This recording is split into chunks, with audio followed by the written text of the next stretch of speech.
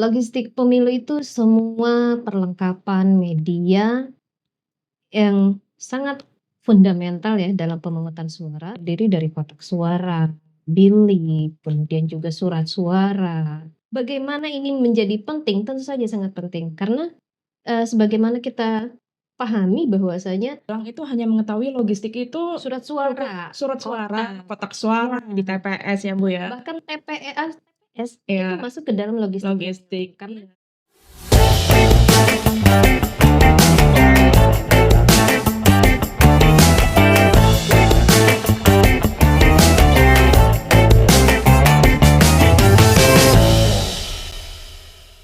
Selamat datang kembali di podcast Ngusep, ngupas seputar urusan pemilu, podcast resmi KPU Kabupaten Pandeglang yang akan membahas berbagai sisi penting dalam penyelenggaraan pemilu dan dikupas secara santai, informatif, dan edukatif.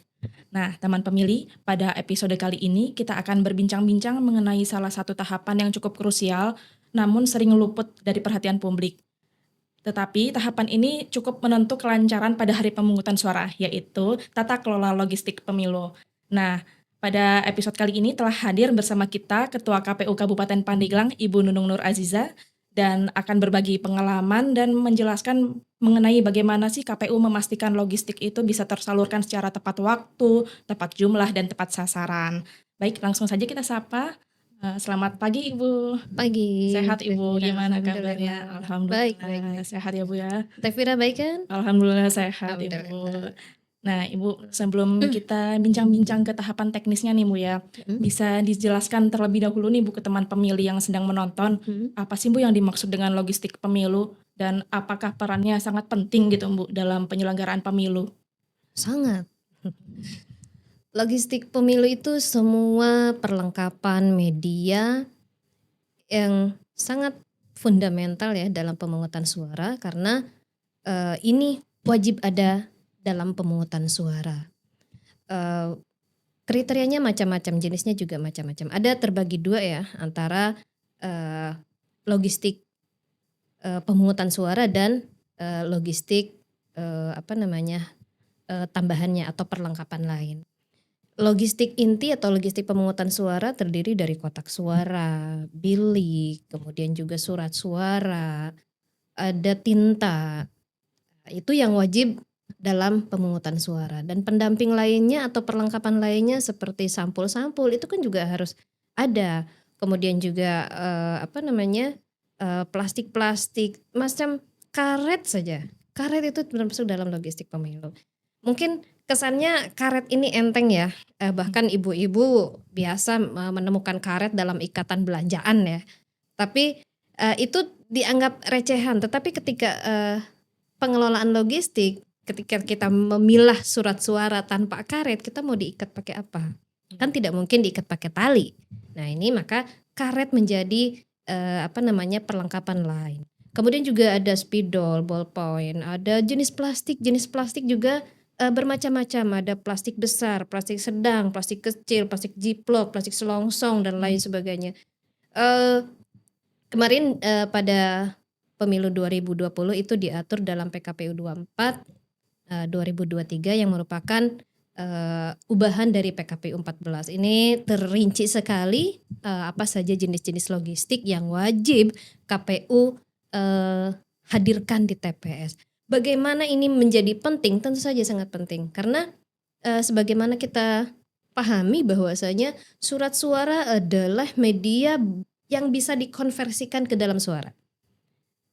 Pileg ini kan pemungutan suara, jadi suaranya di mana? Suaranya kan bukan teriak-teriak seperti kita bersuara, tapi suara seberapa banyak orang memilih. Nah, medianya adalah surat suara. Ini sangat penting sekali keberadaannya di TPS. Bagaimana jika surat suara itu tidak mencukupi pemilih atau pemilih datang ke TPS tidak mendapatkan surat suara, maka dia tidak bisa menyalurkan suaranya, hak pilihnya, hak politiknya, maka terjadi kekecewaan, terjadi ketidakadilan bagaimana kita menyiapkan logistik terhadap pemilih. Maka logistik itu harus dipersiapkan baik mulai dari perencanaan hingga pelengkapannya di TPS itu harus dijamin. harus dijamin. Jadi cukup banyak juga ya Bu ya jenis logistik itu. Banyak sekali variannya. Sampai hal kecil seperti karet, spidol juga ya. Betul. Karena kan banyak teman pemilih dan masyarakat Pandeglang itu hanya mengetahui logistik itu Surat cukup suara, surat suara, kotak. kotak suara di Ya. TPS ya Bu ya. Bahkan TPS itu Iya, masuk ke dalam logistik pemilu. logistik. Karena Iya, di TPS itu kan harus ada papan pengumuman. Iya. Di sana ditempel DCT, DPC, kemudian juga daftar calon tetap ya, pasangan calon presiden. Di situ pemilih bisa melihat informasinya. Bagaimana kalau TPS-nya tidak ada? Mau milih di mana? Bagaimana kalau papan informasinya tidak ada? Bagaimana pemilih mendapatkan informasi? Sementara kalau pileg itu kan calonnya banyak sekali. Bahkan beberapa pemilih masih kebingungan ketika datang ke TPS. Ketika bingung mereka melihat informasinya, oh ini ternyata calon-calonnya. Mereka baru terinspirasi di situ dan melakukan pemilihan. Maka papan pengumuman juga harus diadakan di TPS. Kemudian besaran TPS-nya, ukurannya itu sudah diatur. baik. Jadi cukup panjang dan cukup kompleks juga ya. Sangat Seperti yang kompleks. Ibu katakan barusan, pasti ada perencanaan ya Bu ya dalam pengelolaan logistik ini dari awal sampai logistik itu siap digunakan gitu di hari H pemungutan. Nah, bagaimana tuh Bu tahapan tata kelolanya itu Bu? Tata kelola hal logistik kita diawali dengan pastinya harus ada data dulu. Logistik itu kan tujuannya adalah memfasilitasi pemilih. Maka kita harus tahu dulu jumlah pemilihnya. Ibarat kita mau melaksanakan hajatan pernikahan. Kita mau mengadakan menu makanan, menu prasmanan, kita harus tahu dulu berapa jumlah undangan yang terdaftar dalam undangan kita. Porsinya harus sesuai. Nah, ini kita harus undangan yang dalam pemilih itu disebut dengan DPT, daftar pemilih tetap. Nah, DPT ini kan sudah terformulasi per tiap TPS. TPS A jumlahnya sekian, TPS B sekian, TPS C sekian. Maka itu adalah patokan kita dalam pengadaan logistik. Karena terutama surat suara ya, surat suara kan dari DPT dilebihkan 2,5%. Itu adalah hal yang sangat-sangat fundamental, sangat esensial dan tidak bisa ditawar lagi. Maka kita harus berpatokan ke dalam DPT. Adapun nanti ada pemilih DPTB, ada pemilih PIN dan lain sebagainya, itu sudah teratur dalam DPTB ya. DPTB itu tidak boleh melebihi 2,5% karena surat suara yang dialokasikan di TPS tersebut ya 2,5%. Kalau di situ sudah habis, maka digeserkan ke TPS lain kalau memang dia belum terdaftar ya, tapi punya KTP Pandeglang misalkan.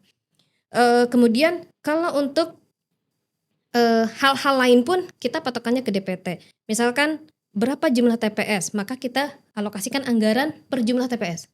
Jumlah TPS kemarin di Pandeglang 3.557 kalau tidak salah. Nah, berarti kita mengalokasikan biaya per TPS. Pendirian TPS berarti sejumlah TPS. Kemudian juga ada perhitungan per TPS seperti kotak.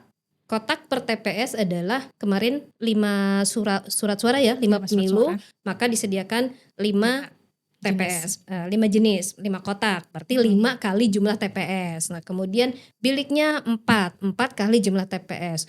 Semua akan berbasis ke dalam data, terutama makanya kita harus punya data pemilih yang akurat. Jadi yang jumlah paling terbaru. Ya, jumlah DPT juga sangat menentukan untuk perencanaan kebutuhan logistik ya Bu ya, dan perencanaan makanya, anggarannya.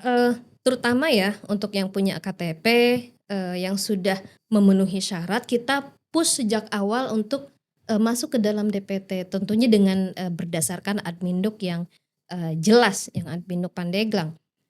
Dalam artian ketika ini masih ada ruang, masih ada DPTB, itu pun DPTB ada bersyarat lainnya. Apakah itu karena pekerjaan, apakah mungkin sedang studi dan lain sebagainya, dia ada keringanan untuk melakukan perpindahan.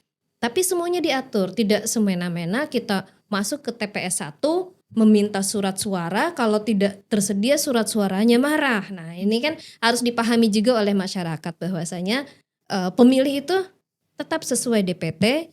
Kalau memang memungkinkan dia sudah daftar ke DPTB ataupun bisa memilih dengan KTP yang berbasis di lokasinya. Dia tidak bisa berpindah-pindah karena logistik urusannya. Kalau logistik tidak ada, tidak Iya, tersedia, kan ujung-ujungnya nanti menyalahkan ke kami sebagai benar-benar. penyelenggara gitu. Jadi ini harus dipahami oleh semua Iya. pemilih di Pandeglang. Ya, jadi jumlah DPT juga sangat menentukan dalam tahap perencanaan ya Bu ya, Betul, karena betul. berkesinambungan dengan tahapan logistik yang selanjutnya itu kan pengadaan. Pasti pengadaan logistik juga berdasarkan jumlah DPT di DPT. Kabupaten Betul, Pandeglang. Nah, betul. proses pengadaan logistik di KPU itu seperti apa tuh Bu? Nah, karena ini kemarin pemilu serentak secara nasional, kemudian juga jumlahnya sangat besar. Untuk Pandeglang saja kita 5 juta lebih ya surat suara. Ini adalah pengadaan yang cukup besar dan serentak senasional. Ini tidak memungkinkan kita mendapatkan penyedia yang benar-benar qualified dalam waktu yang sangat singkat. Maka di sini KPU RI memfasilitasi dengan mengadakan mini kompetisi ya. Dalam artian KPU RI sudah menyediakan penyedianya, kemudian speknya sudah disepakati, tinggal kita menuju kepada penyedia tersebut. Karena memang kalau tidak diserentakkan, kalau tidak dikoordinatori seperti itu, tidak dikondisikan oleh KPU, kita akan saling berlomba-lomba. Mungkin KPU Pandeglang dengan Lebak akan saling mendahulukan, di mana sementara kita lihat tidak banyak perusahaan yang bisa memfasilitasi secara skala nasional. Perusahaan Baik. skala nasional itu kan juga tidak ada di Pandeglang, tidak ada di Serang. Ini bahkan kita sampai kemarin saya pernah untuk cek itu di Sidoarjo. Itu sangat jauh sekali, tapi ya kita puas dengan target produksinya tanggal sekian dan selalu ada progresnya. Kita boleh mengawal ke sana, kemudian juga kita melihat target produksi kapan dan itu selesai. Itu sudah sangat terkonsolidasikan istilahnya. Jadi walaupun difasilitasi KPU RI dalam pengadaannya, KPU Pandeglang juga bisa mengecek kualitas secara langsung ya Bu ya bisa. ke perusahaan. Asalkan kita berkoordinasi ya dengan pimpinan, karena kan memang di lokasi juga tetap dikawal oleh KPU RI ya. Jadi kita berkoordinasi, kita mau cek progresnya seperti apa di sana, boleh kita datang ke sana. Jadi ini tidak menjadi ego dari penyedia bahwa semuanya tidak diproses, tunggu di lokasi saja, tidak mungkin. Karena kita juga harus tahu kualitasnya, kesesuaiannya, ukurannya. Kita harus mengawal itu. Mungkin memang kita hanya sebagai penerima saja, karena memang yang membuat mengalokasikan itu dari KPU, tapi kita punya hak karena kita di sini sebagai garda terdepan ya. KPU Kabupaten Kota adalah hal yang bersinggungan langsung dengan pemilih. Kita yang tahu spek, kalau kondisi di lapangannya tidak sesuai, maka kita yang paling duluan beresiko. Maka kita harus tahu bagaimana progres dari produksi logistik ini. Pasti di tingkat Pandeglang juga setelah logistik itu datang juga pasti disortir ya Bu ya, kualitasnya. Nah, gimana nih Bu saat proses pengecekan kualitas itu menemukan cacat produksi atau ada yang kertas surat suaranya sobek, itu apakah bisa kita kembalikan gitu, minta perbaikan atau gimana? Ketika pemilu kemarin memang terjadi beberapa kondisi ya, dari yang logistik pertama datang adalah kotak suara. Kotak suara meskipun datang waktu itu tidak lengkap sesuai pesanan kita, tetapi saat kita rakit pun masih ada juga kerusakan-kerusakan, kita minta pengganti dan penggantinya datang berikut dengan kekurangannya. Alhamdulillah penyedia sangat kooperatif. Dari kotak kemudian bilik, itu yang paling utama sekali yang harus kita lakukan perakitan, karena merakit kotak juga kan cukup makan waktu ya. Kemudian yang paling krusial itu ketika surat suara. Pada waktu itu kita hanya punya waktu 30 hari. 30 hari untuk melipat 5 juta lebih surat suara. Ini lumayan keteteran juga pada waktu itu. Nah, di antara surat suara yang datang memang ada yang rusak, sobek, ada yang warnanya kurang jernih, tidak harmonis ya. Nah, itu kita bisa sisihkan, kita komplain melalui KPU provinsi dan itu diberikan penggantinya. Sampai pada tahap pasca sorlip itu kan sudah dilihat per lembar ya, bukan lagi pengecekan di awal kedatangan, sudah diproses dibuka per lembar, ditemukan yang sobek, yang rusak ataupun sobek karena kecerobohan kita sebagai petugas yang mungkin megangnya kurang begitu hati-hati, nah sobek dan lain sebagainya, itu kita minta gantikan dan diganti sesuai dengan pesanan kita. Seperti itu. Dengan waktu yang tidak banyak nih Bu, Ya, kan betul. cukup 5 hari nih Bu, Betul. sambil menunggu datang yang ini Pengganti. penggantinya itu gimana nih KPU menerapkan prinsip tepat waktu, tepat jumlah dalam pengelolaan distribusi logistiknya? Kita mengerahkan seluruh SDM yang kita punya. Bahkan sampai pelaksana di kantor turun, PPK kita kerahkan, apalagi yang tenaga-tenaga yang kita swakelola itu ya, tenaga swakelola kita kerahkan semua, berjibaku, kita targetkan satu jenis itu melipat antara 4 sampai 5 hari. Karena kita juga harus mengejar distribusi ke PPK. Jadi karena kemarin gudang juga kita kurang begitu representatif, sehingga surat suara yang sudah terlipat kita dorong untuk segera dimasukkan ke dalam kotak dan digeser ke gudang PPK. Kita gunakan gudang-gudang PPK yang terdekat, yang wilayah kota untuk menampung sementara waktu itu karena sangat crowded sekali di dalam gudang, bukan menampung sementara. Karena memang untuk transit ya sebelum didistribusikan ke PPK, kita dorong terlebih dahulu. Itu yang terdekat Majasari, Karangtanjung, Pandeglang. Itu untuk meminimalisir, untuk memaksimalkan kinerja di dalam gudang. Karena ruang yang tidak cukup, sementara SDM kita harus kerahkan sebanyak mungkin, secepat mungkin karena kejar waktu itu, seakurat mungkin. Kita juga menugaskan PPK. PPK harus cek kelengkapannya. Kelengkapan nih dalam satu TPS berapa jumlahnya. Kita hanya bisa menurunkan PPK tanpa bisa menerjunkan PPS-nya karena ruangannya itu. Ya, kemarin dengan waktu yang sangat sempit itu ya cukup lumayan hektik sekali di dalam gudang. Berarti di tiap kecamatan juga memiliki gudang sementara ya Bu ya? Iya, ada gudang sementara. Logistik. Betul. Nah, selain melibatkan badan ad hoc nih ya Bu ya, apakah dalam proses pengelolaan logistik di distribusi ini melibatkan juga pihak pemerintah atau aparat gitu Bu untuk dalam pengawasannya? Pasti. Distribusi harus dikawal oleh kepolisian. Itu bunyi dalam undang-undang ya. Baik undang-undang maupun PKPU itu wajib dikawal oleh kepolisian. Maka kita berkoordinasi dengan kepolisian Polres Pandeglang khususnya. Jangankan untuk distribusi, di gudang saja kita dikawal oleh pengamanan dari kepolisian, di gudang, di kantor, apalagi untuk tingkatan yang sangat rawan sekali model distribusi ini. Kalau untuk koordinasi segala macamnya, kita koordinasi dengan tingkatan pemerintah kabupaten, baik itu TNI, Kesbang, Pol, Dinas Kesehatan juga kita terjunkan karena memang dalam proses pengelolaan logistik ini butuh fokus dan kesehatan yang prima. Makanya untuk pelibatan instansi lain di dalam logistik ini sangat dibutuhkan. Kita juga selain distribusi dari gudang KPU ke PPK, di PPK juga ada yang jaga.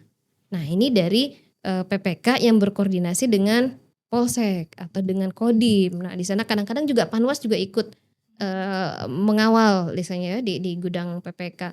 Nah, dari PPK ke TPS itu juga dikawal. Apakah itu dengan Linmasnya, apakah dengan Babinsanya. Kemudian saat menginap di TPS, malam sebelum pemungutan itu juga selalu dijaga dalam penjagaan. Besoknya apalagi di TPS semua udah ekstra saat kembalinya dari TPS ke PPK itu dan semua sampai ke gudang kembali, ke KPU kembali, logistik itu selalu dalam pengawalan. Dan syukur alhamdulillah selama pemilu itu logistik aman. Aman dari tindakan kriminal ya. Cuman belum aman dari kondisi cuaca waktu itu. Karena cuaca di Pandeglang ya seperti itu. Jadi memang cukup dibutuhkan juga ya koordinasi dengan pemerintah dan Sangat. kepolisian gitu ya. Karena untuk bukan hanya mengamankan di gudang KPU-nya saja, tapi Betul. gudang tingkat kecamatan juga perlu diamankan dan dijaga ya Bu ya. Nah, mengenai wilayah di daerah Pandeglang nih Bu ya, kan kata Ibu cuacanya juga cukup ekstrim ya di Pandeglang nih. Nah, di logistik ini kan dikenal dengan ini ya, wilayah 3T. Nah, terpencil, betul. terluar, dan tertinggal nih Bu. Betul. Sebenarnya di Pandeglang ada nggak sih Bu wilayah yang masuk dalam kategori 3T itu Bu? Di mana saja itu Bu? Pada pemilu itu 3T didominasi di Kecamatan Cibitung. Cibitung lumayan memang cukup jauh dari KPU Pandeglang itu ya antara 3 sampai 4 jam ya untuk ke kecamatan. Ini adalah di wilayah perkampungannya, di wilayah TPS. TPS waktu itu sampai dilaporkan sejumlah 5 TPS. Ada di Desa Kutakarang, Cipinang, Cikulutuk, Sinarjaya dan juga Mantung. Itu lumayan jauh.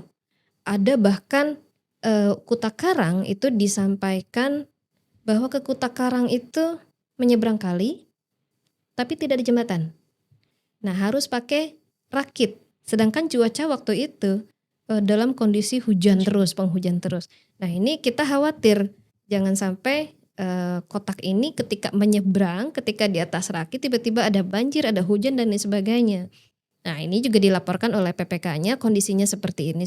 Kemudian ada juga di Batu Hideng. Di Batu Hideng itu ada sebuah TPS yang tidak punya akses jalan. Warga ke sana itu melintasi tanah warga ya, yang tidak ada jalan, hanya jalan setapak saja. Sehingga distribusi logistik itu dipikul, tidak menggunakan kendaraan sana. Jadi ini juga harus menjadi prioritas kita, bagaimana yang kesulitan akses seperti itu. Kemudian ada lagi di Cimanggu ya, di Cimanggu. Nah, ini kondisi-kondisi seperti ini harus kita prioritaskan bagaimana aksesnya. Rata-rata yang mereka sampaikan itu dari sekian banyak TPS yang paling dekat berjarak durasi tempuhnya itu 2 jam. Ada yang sampai 3 jam, ada yang sampai 4 jam dari kantor kecamatan. Ini cukup mengkhawatirkan. Maka untuk lokasi-lokasi seperti ini kita masukkan dalam kategori prioritas. 3T tadi itu ya Bu ya. Itu. Cukup banyak juga ya Bu ya di Cibitung, Cimanggu. Nah, data tersebut itu didapatnya dari mana Bu? Apakah dari pemerintah Pandeglang atau hanya melihat dari kondisi daerahnya aja Bu? Kalau kita, karena kita punya badan ad hoc ya, maka kita perintahkan badan ad hoc kita, baik PPK maupun PPS untuk menyampaikan wilayah-wilayah yang terkategori mungkin jarak tempuhnya yang terlalu lama, ataukah medannya yang curam, ataukah aksesnya yang sulit dan lain sebagainya. Dan mereka justru sangat respon kalau untuk hal melaporkan seperti itu, karena mereka juga tidak mau terkendala pekerjaannya gitu ya. Kita juga ingin memudahkan mereka, ingin supaya logistik ini tepat waktu, tidak ada keterlambatan, tidak ada penundaan pemungutan suara, dan mereka juga respon, mereka juga bertanggung jawab. Maka semua badan ad hoc menyisir lokasi-lokasi TPS, karena memang lokasi TPS itu kan sudah dilaporkan berdasarkan titik koordinatnya dan tidak bisa pindah kalau memang tidak ada faktor yang benar-benar krusial untuk dipindahkan. Nah, itu mereka melaporkan secara berkala sampai di hari H. Apapun kondisinya TPS, apakah mungkin karena cuaca tadi ya, ada genangan, ada becek dan lain sebagainya, mereka melaporkan. Sehingga kita melihat atau memetakan wilayah 3T ini bukan hanya di hari saja, tapi dari sebelum-sebelumnya untuk kita pantau terus, untuk kita prioritaskan.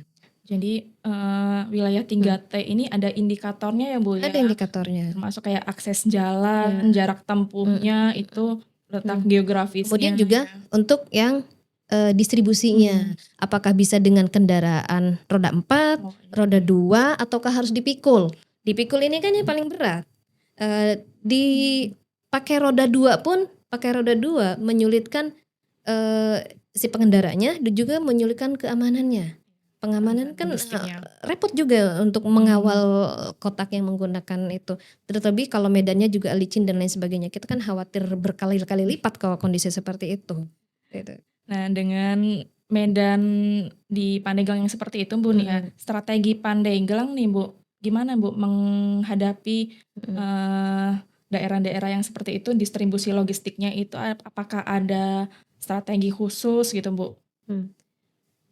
Sesuai dengan instruksi dari Sekjen ya, bahwasanya pemetaan distribusi logistik ini terutama untuk akses-akses ke TPS itu disesuaikan dengan metode distribusi. Distribusi dengan kendaraan roda 4 mungkin lebih murah dibanding dengan roda 2 ataupun dipikul. Dipikul itu lebih berat karena memang beban personal ya. Selain mengkategorikan dari ongkos kirim itu, kemudian kita juga menghitung dari jarak. Ini jarak ke satu titik ini berapa lama? Ini bisa terkejar enggak? Karena kita bukan hanya memikirkan bagaimana logistik, tapi juga TPS yang sedang dibangun. Jangan sampai badan ad hoc fokus ke dalam distribusi logistik, tapi TPS ditinggal. TPS tidak selesai dibangun. Maka kita pikirkan, kemarin itu kita melakukan pengiriman 1 minggu sebelum hari H dari gudang KPU. Itu transit 2 atau 3 malam ya di gudang kecamatan dan langsung untuk yang prioritas ini dikirim duluan, didahulukan. Mereka didahulukan karena kita mengukur dari durasi dan metode distribusinya itu. Jadi kita targetkan bahwa H-1 kotak sudah ada di TPS. Apapun resikonya, kalaupun pakai dipikul, kalaupun pakai rakit, pakai perahu, targetan H-1 di TPS. Bagaimana ke PPK, ke PPS. Nah, mereka dari sana merespon, Bu, kalau nyampe di TPS tanggal sekian berarti harus berangkatnya hari sekian. Oke, kita sanggupi itu. Lebih baik mereka koordinasi dengan petugas keamanan, dengan Koramil, maka Koramil oke, mereka dikawal. Dan alhamdulillah semuanya selamat, bisa dilakukan pemilihan serentak di pukul 7 besok harinya. Jadi cukup penting juga ya Bu ya untuk memetakan wilayah mana yang masuk kategori 3T tadi, karena bisa jadi prioritas dalam distribusi logistik ya Bu Jangan ya. sampai mereka yang ada di wilayah 3T terhambat atau terlambat dibanding dengan wilayah yang lain yang tidak terkategori 3T. Karena pemilu itu kan asasnya sama semuanya harus dilakukan secara serentak pukul 7. Jadi semua harus dilakukan pukul 7. Mau dimanapun, mau di barat, mau di tengah, mau di timur. Indonesia ini kan ada tiga waktu ya. Tapi semuanya serentak di pukul 7. Apalagi di Pandeglang cuman ada di Kutakarang, di Batu Hideng. Hanya selisih berapa detik dari Cikupa. Tidak mungkin mereka melaksanakan pemilihan ulang. Jadi kita harus upayakan semampu kita itu akan dilaksanakan pukul 7. Nah Bu, dengan kondisi geografis nih Bu yang di wilayah 3T tadi itu Bu, bagaimana nih Bu jika ada kendala tiba-tiba dalam proses distribusi itu, logistik kita itu ada kerusakan atau misalkan dalam proses ngangkutnya itu kena hujan atau gitu, gimana penanganannya Bu? Apakah ada kebijakan-kebijakan dari KPU Pandeglang atau KPU RI-nya gitu Bu? Kita mengalami itu ketika pengiriman ke Kecamatan Sukaresmi ketika pemilu waktu itu. Kondisi di gudang hujan deras, kita tahan terus logistik. Nah, ketika ada terang kita berangkatkan. Tapi ternyata ketika di Menes kondisi hujan deras dan meskipun mobil itu sudah ditutupi dengan terpal, tapi air ternyata bisa menembus ke sela-selanya, menembus ke sela-sela dan menggenang di bawah. Padahal sudah pakai palet, di bawah itu sudah pakai palet, airnya sangat banyak sehingga di situ tergenang. Ketika diturunkan dari mobil, 11 kotak basah. Itu basah ketika sampai. Nah, itu sampai kan antara 3 hari sebelum pemungutan. Kalau kita tahan 2 hari 3 hari di situ saja itu sudah ambrol kotak itu. Rusak. Iya, sudah rusak. Makanya PPK di sana menginformasikan bahwa harus digantikan penggantian. Sehingga ketika distribusi ke lokasi yang searah ke sana, kita titipkan kotaknya dan kita sertakan petugasnya berikut dengan konfirmasi ke Bawaslu, ke kepolisian bahwa ada terjadi kerusakan di Sukaresmi untuk dilakukan penggantian kotak. Nah, membuka kotak itu tidak sembarangan. Di sana harus ada dari pengawasnya, dari keamanannya. Tidak bisa sembarang orang ini rusak harus dibuka. Tidak bisa begitu. Ada prosedurnya. Diambil kotak dari gudang, dikirimkan ke sana, disertakan petugasnya baru bisa dipindahkan. Dan kotak yang rusak harus dikembalikan lagi ke gudang. Tidak bisa kotak ditahan di sana. Kita apapun itu kalau berkenaan dengan logistik itu harus ada buktinya. Kalau memang rusak, ada buktinya, fisiknya. Tidak bisa yang rusak dibuang saja, itu nanti akan berakibat lain lagi. Jadi walaupun rusak tetap harus dikembalikan ke gudang KPU tetap Pandeglang. harus dikembalikan.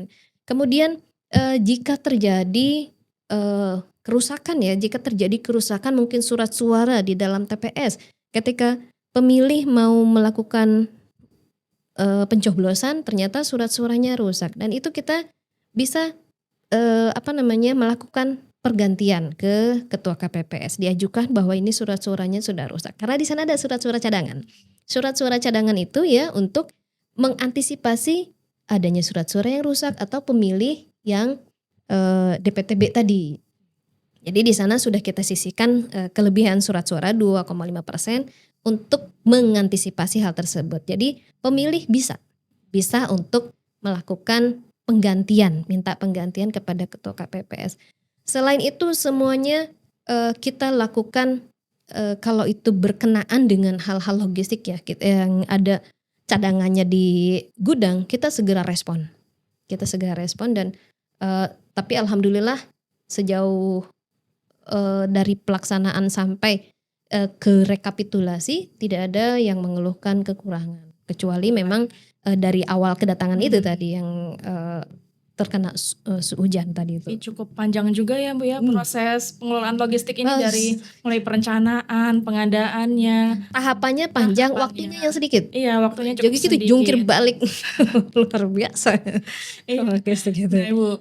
Nah, nggak kerasa nih Bu udah di penghujung acara nih Bu. Sebagai penutup ada nggak nih Bu pesan-pesan untuk masyarakat dan teman pemilih yang menonton nih Bu, bagaimana pentingnya logistik dalam penyelenggaraan pemilu nih Bu? Logistik itu sangat penting karena logistik adalah media yang bisa dikonversi ke dalam hitungan suara.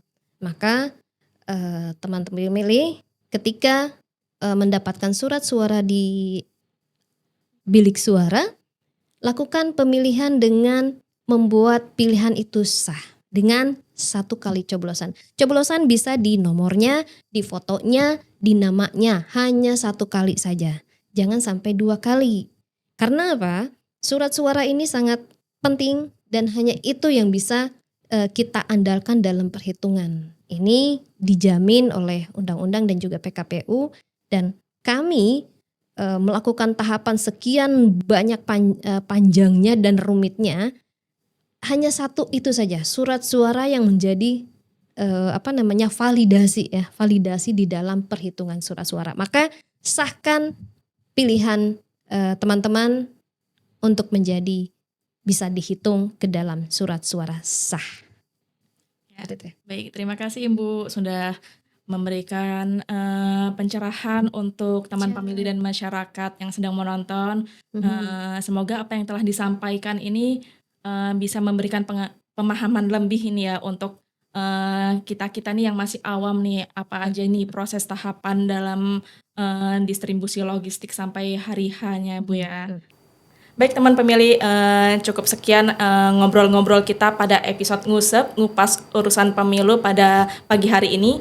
Semoga pemahaman dari Ibu Ketua dapat mencerahkan kita tentang bagaimana pentingnya pengelolaan logistik dalam setiap tahapannya. Dan jangan lupa subscribe YouTube KPU Kabupaten Pandeglang dan follow medsos KPU Kabupaten Pandeglang lainnya. Saya pamit undur diri dan Ibu Ketua juga. Salam. Ya, sampai jumpa.